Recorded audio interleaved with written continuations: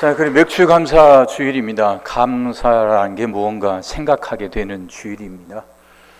그래, 감사하면 제일 먼저 떠오르는 게 그래도 뭔가 감사할 조건이 있어야지 하는 생각 아닙니까? 우리는 그래 사회적 동물입니다. 우리는 세상 속에서 관계 속에 세상이 만들어오는 상황과 환경 그 관계 속에서 살아갑니다. 그러다 보니 세상이 갖고 있는 상황과 환경이 참 우리를 힘들게 할 때도 많습니다.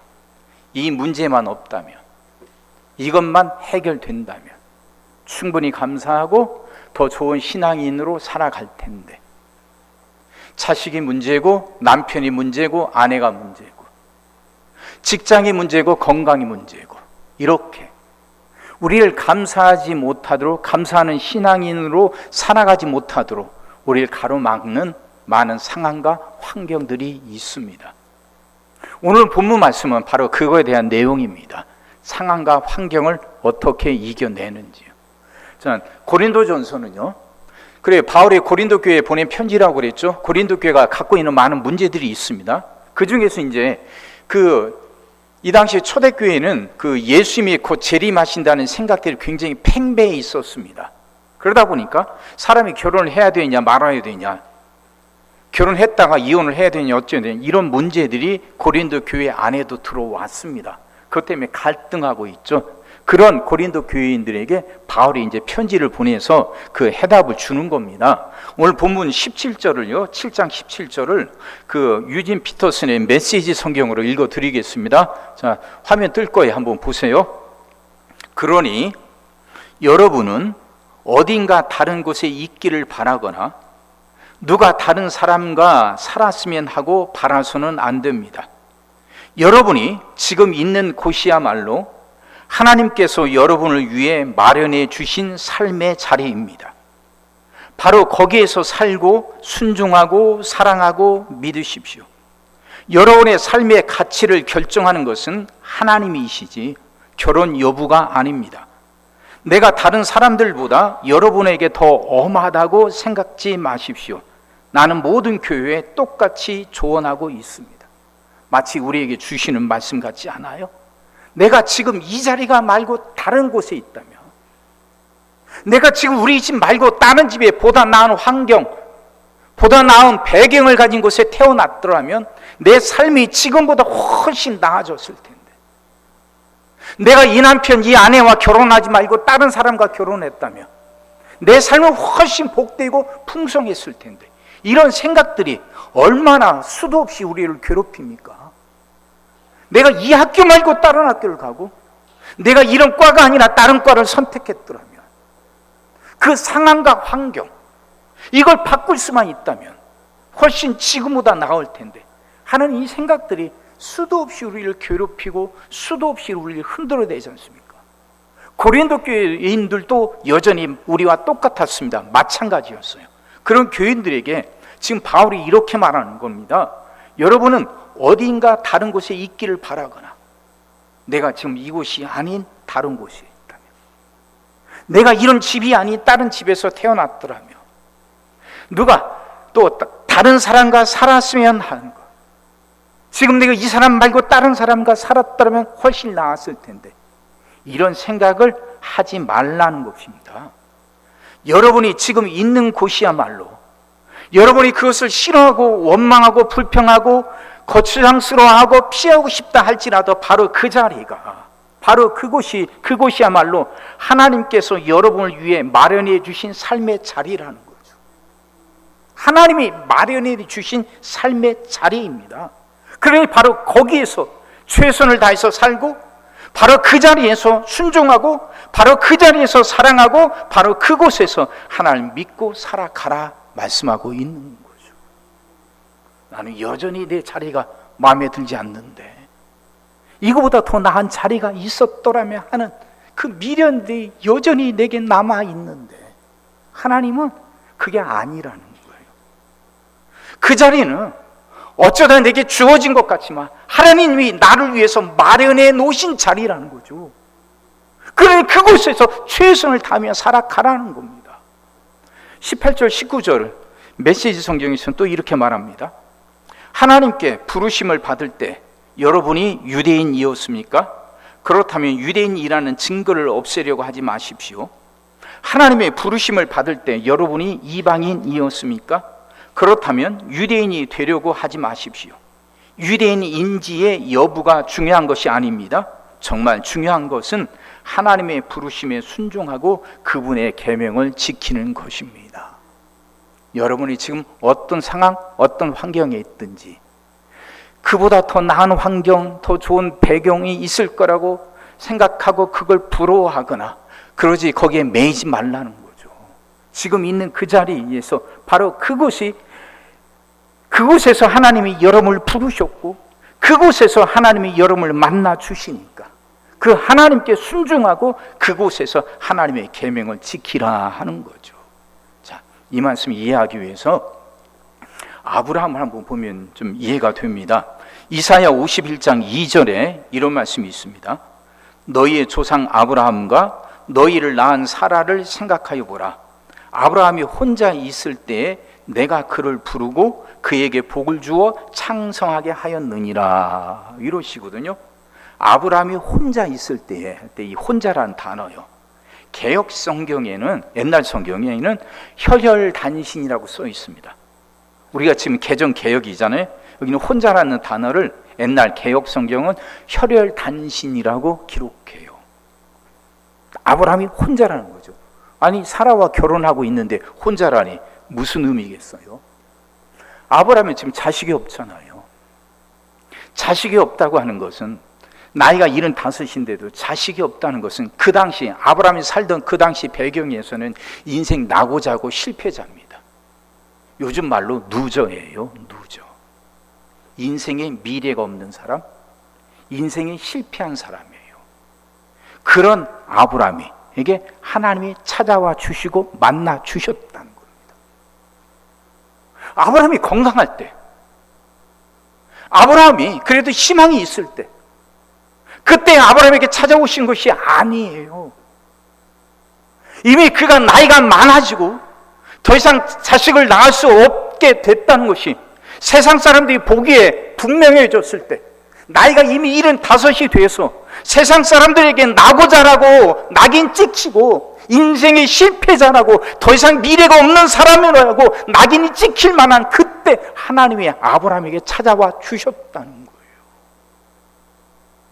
아브라함은 자신이 그렇게 사람들에게 나고자고 더 이상 미래가 없는 실패자라고 사람들에게 그렇게 여겨질지라도 아브라함은 그런 상황 속에서도 그는 흔들리지 않고 그런 원망이나 불평 없이 그곳에서 최선을 다해서 하나님을 붙잡았던 것이죠.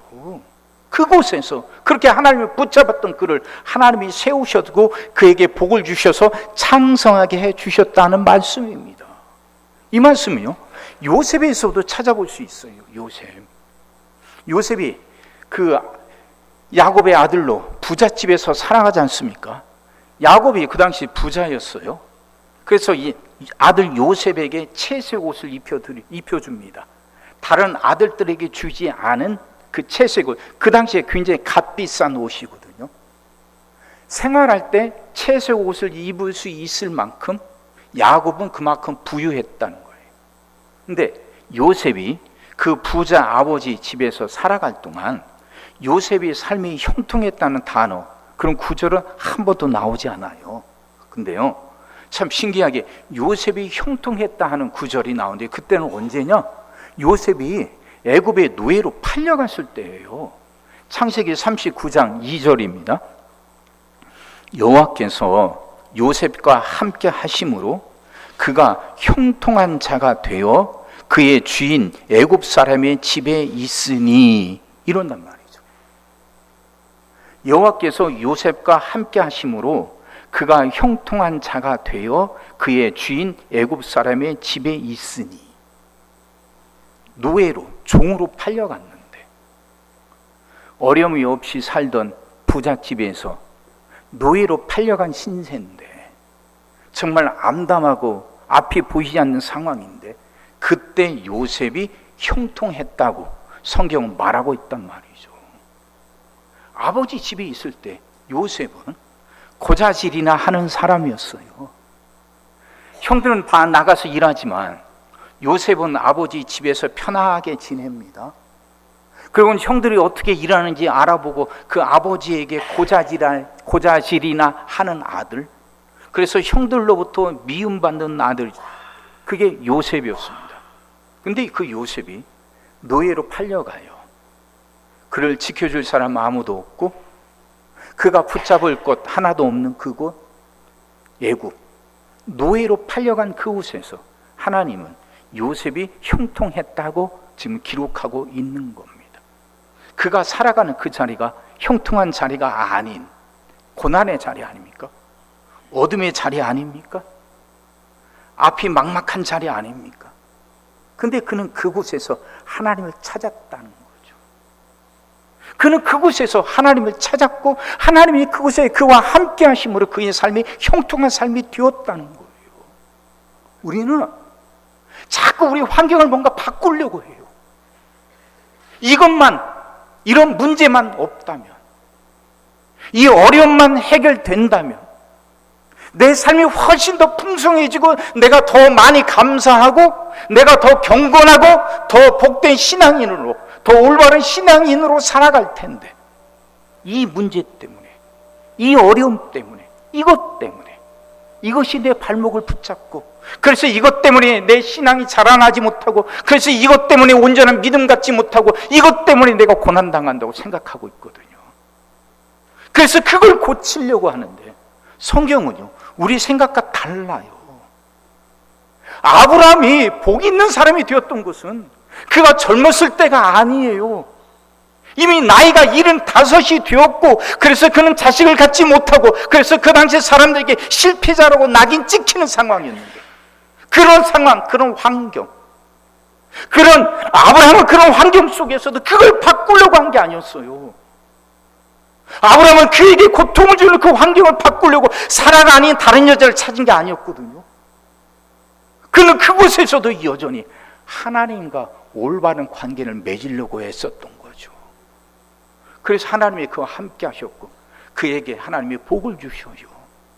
요셉도 부족함이 없고 편안하게 살 수 있었던 아버지 집에 있을 때보다 그가 노예로 팔려나가 함당한 상황에 굴러 떨어졌을 때 그는 그곳에서 그의 상황을 바꾸려고 하기보다, 그 환경을 변화시키려고 하기보다 그는 그곳에서 하나님을 찾았다는 거죠. 그래서 하나님이 그와 함께 하심으로 그가 비로소 형통한 자가 되었다는 거예요. 오늘 본문 고린도전서 7장에 우리에게 계속 외치는 말씀이 바로 그 내용입니다. 그 내용이에요. 정말 중요한 것은요, 어떤 환경을 만드냐, 어떤 상황을 만드냐가 아니에요. 중요한 것은 내가 어떤 상황, 어떤 환경에 처할지라도 그곳에서 내가 하나님의 사람답게, 하나님 믿는 사람답게 살아가고 있느냐 아니냐, 이게 중요하다는 거죠. 이 바울은 목소리 외쳐서 이 말을 하고 있는 겁니다. 여러분이 유대인이 됐든 유대인이 아니든 그게 상관이 없다는 거예요. 할례를 받았는지 할례를 받지 않았는지가 중요한 게 아니라는 거예요. 지금 내가 처해 있는 자리가 편안한 자리인지 고통스러운 자리인지 우리에겐 이게 중요하게 여기지만 하나님이 보시기에는 그게 중요한 게 아니라는 거예요. 그것보다도 더 중요한 것은 내 마음이란 거죠. 내가 지금 하나님과 어떤 관계를 맺고 있느냐, 이게 중요하다는 거예요. 여기에 먼저 마음을 쏟으라는 거예요. 하나님과 어떤 관계를 맺고 있는가, 이것부터 할 때 그 환경이 바뀌는 것이지 내가 환경을 변화시키는 게 아니라는 거예요. 아브라함이 75세 실패한 사람이란 낙인을 세상 사람들로부터 찍히게 되었던 상황 속에서도 그는 하나님을 찾았던 거죠. 그러니 창세기 12장에 나오는 것처럼 본토 친척 아비 집을 떠나 내가 네게 지시하는 땅으로 가라 하실 때 하나님의 명령이 내리자마자 그는 떠났을 수 있었던 거 아닙니까? 아브라함은 그가 처한 상경, 그가 부르심 받은 자리, 그가 서 있는 그 자리가 어떤 곳이든 그 자리가 비록 실패의 자리고 그 자리가 미래가 없는 자리일지라도 그는 그곳에서 변함없이 하나님 믿는 사람답게 살았다는 거죠. 그는 그곳에서 그 환경을 변화시키기보다 하나님과 바른 관계를 맺기 위해서 최선을 다했다는 거죠. 그게 그의 삶을 변화시킨 것이고 그를 복 있는 자로 만들게 됐다는 거예요. 요셉이 형통한 자가 되었던 것도 마찬가지입니다. 마찬가지예요. 우리는 우리 환경만 변화되면, 내 이 문제만 해결이 되면 내가 더 열심히 하나님 믿을 것 같고, 그래서 내가 날개 달고 하나님께 더 가까이 날아갈 것 같이 생각합니다. 그래서 이거 고쳐달라고 저거 고쳐달라고. 근데 정말 그렇습니까? 하나님이 우리의 그 어려운 문제들을 해결해 주시고 우리에게 날개를 달아주시면 우리는 그 날개를 갖고 하나님 향해 날아가기보다, 하나님보다 세상으로 날아가기에 더 바쁜 사람들 아닙니까? 이게 우리 모습 아닙니까? 사랑하는 성도 여러분, 그러니 감사는요, 하나님 부르신 그대로, 하나님 부르신 그 자리에서 그 주신 것에 감사하며 그것을 긍정하고 그 안에서 최선을 다하며 살아가는 겁니다. 이게 진정한 감사입니다.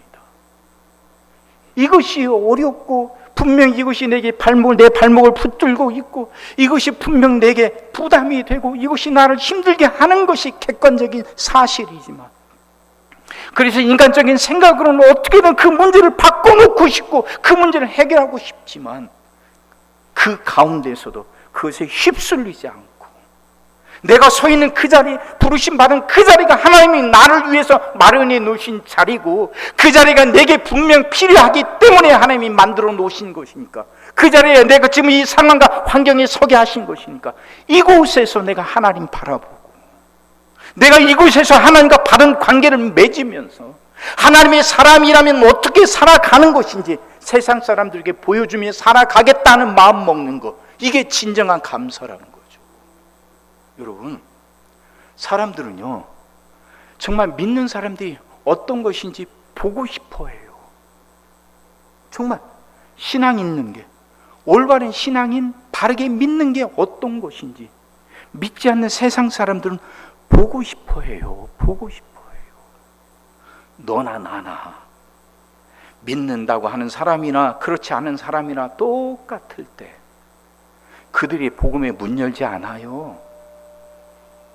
믿는다고 하는 사람들이 정말 믿는 게 무엇인지 믿지 않는 사람들에게 보여줄 때, 아, 이런 거구나, 저 사람들은 아, 이렇게 틀구나, 우리와 이런 것이 다르구나, 참 좋다, 나도 그러고 싶다 하는 마음, 그런 마음이 들게 될 때 복음의 문을 여는 것이죠.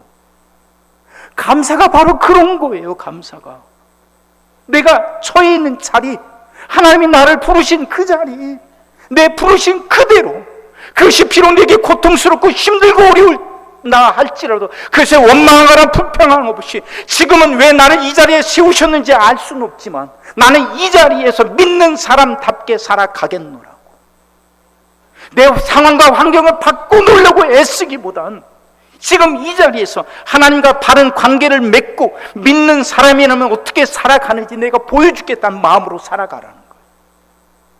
그게 감사고, 그걸 보면서 믿지 않는 사람도 마음의 문을 연다 하는 겁니다. 이게 감사예요. 어제 신문을 봤는데 한 영화에 관한 이야기가 나오더라고요. 롯데 시네마에서 지금도 이제 상영한다고 그럽니다. 기독교 영화예요. 무명이란 영화가 있습니다. 무명. 이게 일본 선교사들 이야기입니다.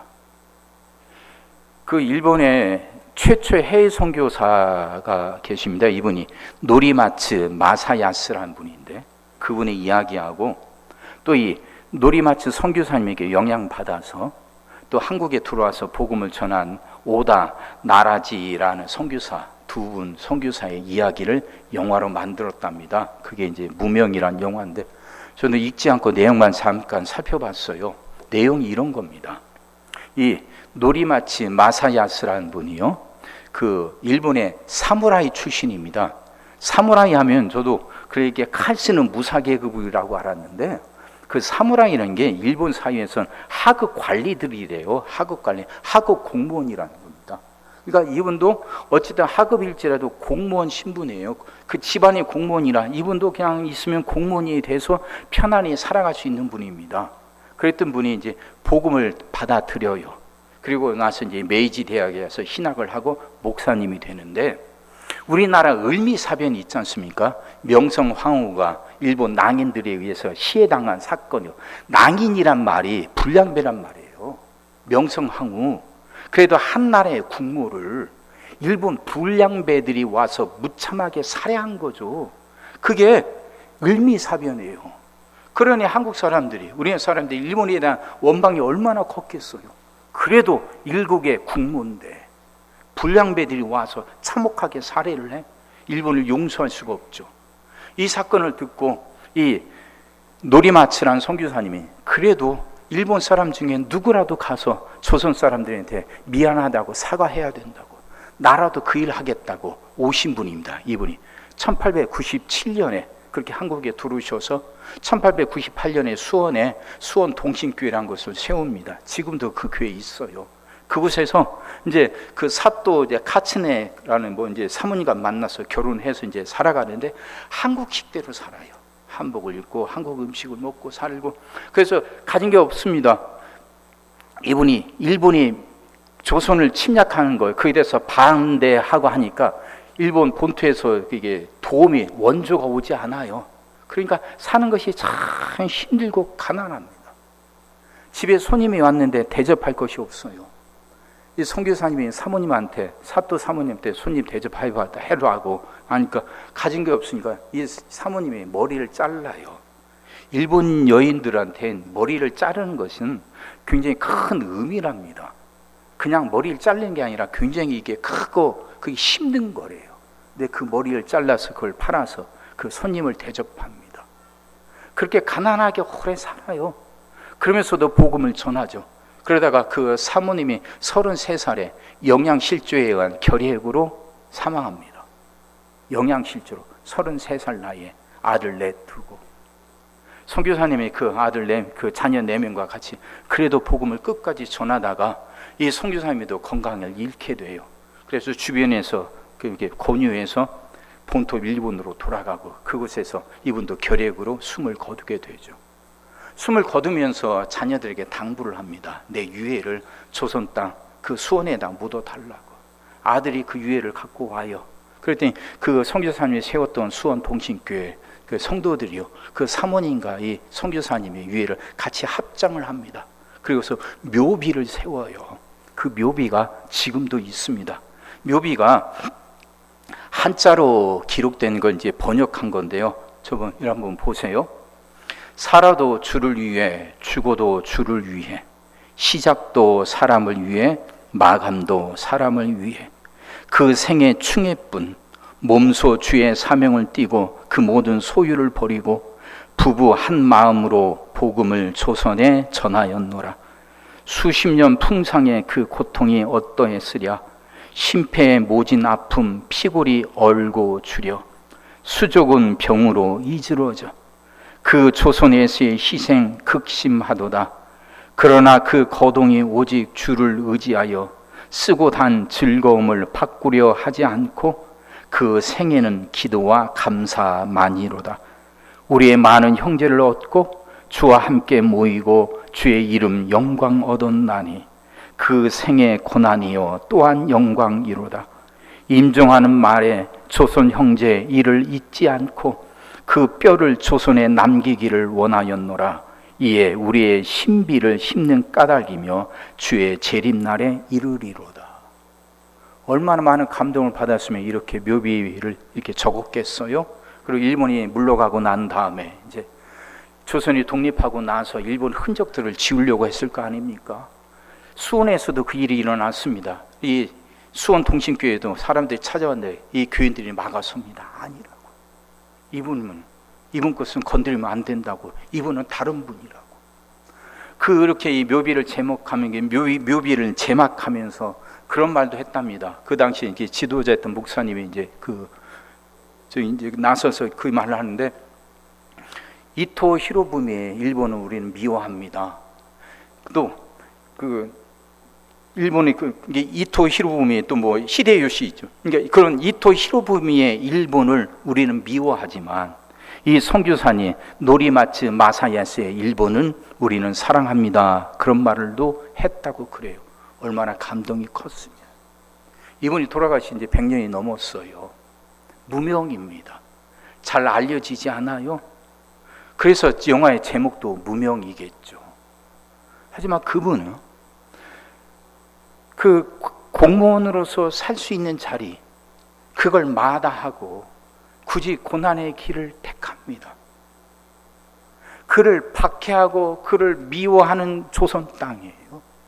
일본이 조선을 침략해서 조선을 그렇게 억압하니까 그 많은 오해 속에서도 이분은 굴하지 않고 복음을 전합니다. 사모님은 머리카락을 깎아서 머리카락을 잘라서 그걸 팔아 손님을 대접하다가 33살에 영양실조로 세상을 떠나요. 참 남은 것이 묘비 하나지만 이분들은 그래도 그 자리, 부르신 그 자리, 부르신 그곳에서 최선을 다하며 살아갑니다. 그것이 힘들고 어렵고 고통스럽지만 원망하거나 불평하지 않아요. 그곳에서 하나님의 사람답게 살려고, 그곳에서 복음을 받은 사람답게 살려고 최선을 다하며 살아갑니다. 그렇게 이름도 없이 빛도 없이 사라졌지만 그 묘비는 아직도 남았고, 그분의 생이 많은 사람들에게 수많은 영향을 미쳤고 수많은 사람들의 가슴을 움직이니까 이제라도 100년이 지난 후에도 영화가 만들어지고 그 영화를 통해서 또 많은 사람들이 은혜를 받는 거 아닙니까? 사랑하는 성도 여러분, 정말 감사가 무엇일까요? 감사. 우린 정말 다 감사하자 하는데 감사가 무엇일까요? 우리의 삶의 자리, 내가 부르신 그 자리가, 내가 부름받은 그 자리, 하나님이 나를 부르신 그 모습이 언제나 우리 마음에 드는 것은 아닙니다. 이것만 아니라면, 이것만 없었더라면, 지금과는 다른 곳에서 태어났더라면 하는 생각들이 여전히 우리를 흔들어 댑니다. 그것들이 우리의 감사를 막아버리죠. 그것들이 우리에게 원망을 심어주고 불평을 심어줍니다. 그런 우리를 잘 알고 있는 바울은 힘있게 외치는 겁니다. 아니라고. 어떤 자리, 어떤 상황, 어떤 환경이 중요한 게 아니라고. 그 자리가 비록 지금 내 마음에 들지 않는다 할지라도 그 자리에는 하나님의 계획이 있어서 우리를 그곳에 부르시고 세우신 그 자리입니다. 그 자리에서 그 하나님을 믿는 사람답게 살아가라고. 사람들이 어떻게 보느냐 여기에 흔들리지 말고 그곳에서 하나님의 사람답게 살아가라고 말해요. 23절 24절은 또 이렇게 말합니다. 종이든 자유인이든 간에 한때 여러분 모두는 죄악된 사회에 볼모로 잡혀 있었습니다. 그때 하나님께서 여러분의 몸값으로 어마어마한 금액을 치르셨습니다. 그러니 여러분은 다른 사람이 시키는 대로 행하던 옛 습관으로 돌아가지 마십시오. 친구 여러분, 여러분이 부름받았던 그 자리에 머무르십시오. 하나님께서 그 자리에 함께 계십니다. 고상한 사실을 견지하고 하나님 곁에 머무르십시오. 하나님이 어마어마한 금액을 치르고 우리를 사셨으니까 이제는 다른 사람들이 시키는 대로, 다른 사람들이 어떻게 볼까 여기에 마음 뺏겨서 그들에게 휘둘리지 말고 그 옛 습관으로 돌아가지 말고 있는 그 자리에서 하나님의 사람답게 살아가라는 것이죠. 우리는 이렇게 살아갈 수 있을까? 우리는 이렇게 정말 살아갈 수 있을까?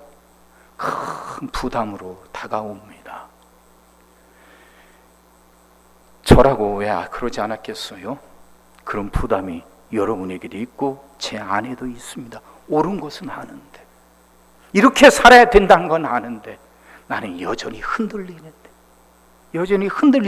연약한 존재인데. 그러다가 이런 시를 한 구절 봤습니다. 오교원 시인이 쓴 만물은 흔들리면서란 시입니다. 만물은 흔들리면서 흔들리는 만큼 튼튼한 줄기를 얻고 잎은 흔들려서 스스로 살아있는 몸인 것을 증명한다. 바람은 오늘 또 분다.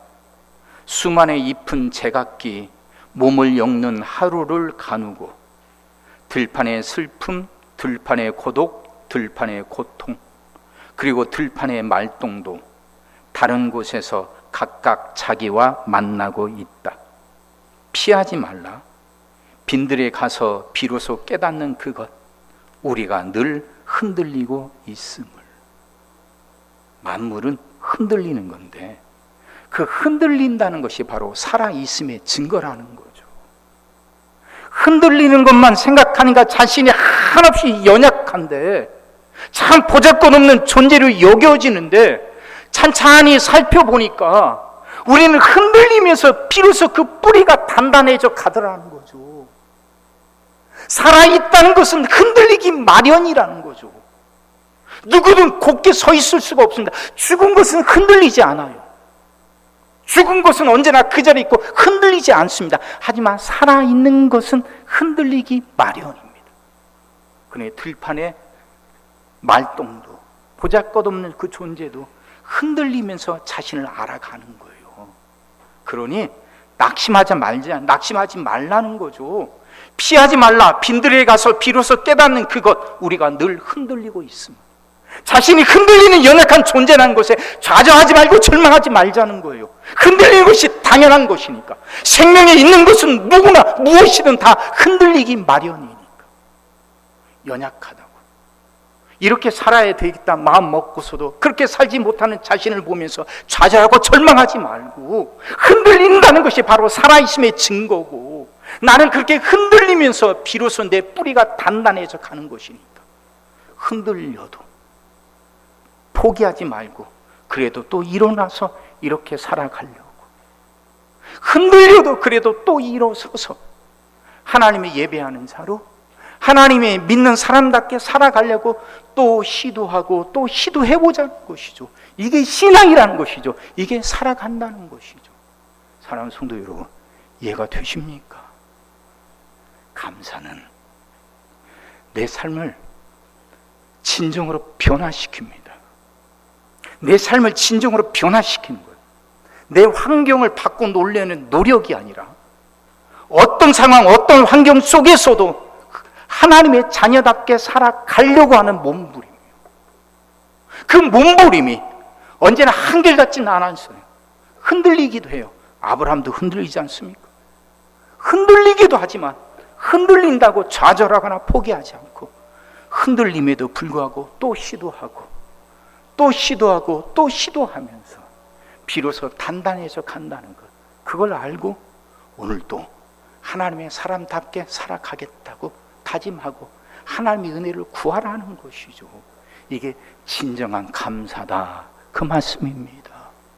하나님이 우리를 부르신 자리가 있습니다. 부르신 그대로 부르신 자리가 있습니다. 그 자리에서 예배하겠다 하는 찬양이 있어요. 참 가사가 참 좋습니다. 따스한 성령님 마음으로 보내 내 몸을 감싸며 주어지는 평안함 만족함을 느끼네. 부르신 곳에서 나는 예배하네.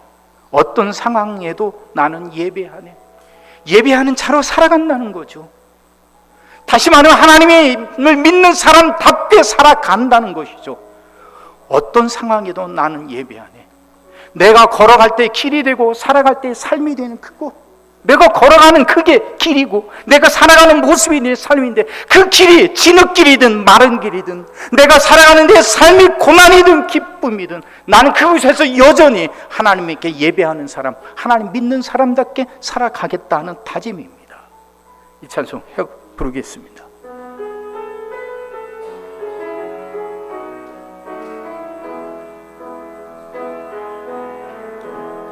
따스한 성령이 마음으로 보내 내 몸을 감싸며 주어지는 평안함 만족함을 느끼네. 사랑과 진리에 한 줄기 빛보내 내 몸을 감싸며 주어지는 평안아 그 사랑을 느끼네. 부르신 곳에서 나는 예배하네. 어떤 상황에도 나는 예배하네. 부르신 곳에서 나는 예배하네. 어떤 상황에도 나는 예배하네. 내가 걸어갈 때 길이 되고 살아갈 때 삶이 되는 그곳에서 예배하네. 내가 걸어갈 때 길이 되고 살아갈 때 삶이 되는 그곳에서 예배하네. 내가 걸어갈 때 내가 걸어갈 때 길이 되고 살아갈 때 삶이 되는 그곳에서 예배하네. 내가 걸어갈 때 길이 되고 살아갈 때 삶이 되는 그곳에서 예배하네. 부르신 곳에서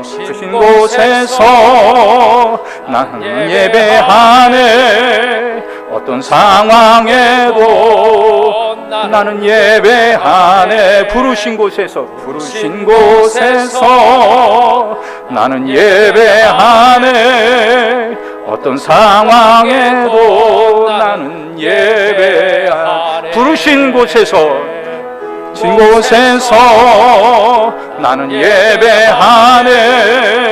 어떤 상황에도 나는 예배하네. 부르신 곳에서 나는 예배하네. 어떤 상황에도 나는 예배하네. 어떤 상황에도 나는 예배하네. 예배한다는 건 예배자로 산다는 겁니다. 부르신 그 자리에 내가 서 있는 그곳이 어떤 곳이라 할지라도 나는 그곳에서 예배자로 하나님 믿는 사람답게 살아가겠다는 것이죠. 내가 걸어가는 그 길이 진흙길이다 할지라도, 내가 살아가는 삶의 모습이 다른 사람들을 보기에 힘겹고 어려워 보인다 할지라도 나는 그것에 휘둘리지 않고, 다른 사람들에게 내 자존심 맡기지 않고, 사람들이 나를 어떻게 보느냐, 사람들의 이목에 내 자존심 맡기지 않고, 하나님이 나를 어떻게 보실까 이것만 바라보며 내 삶의 자리에서 믿는 사람답게 최선을 다하며 살아가겠다는 것이죠. 이게 감사입니다. 이것이 진정한 감사입니다. 이렇게 살아가는 사람이 감사하는 사람입니다. 성도 여러분, 이렇게 살아갑시다. 흔들릴 수 있습니다. 하지만 생명이 있다는 건 다 흔들리기 마련입니다. 죽어야 흔들리지 않는 겁니다. 살아있으면 흔들리기 마련입니다.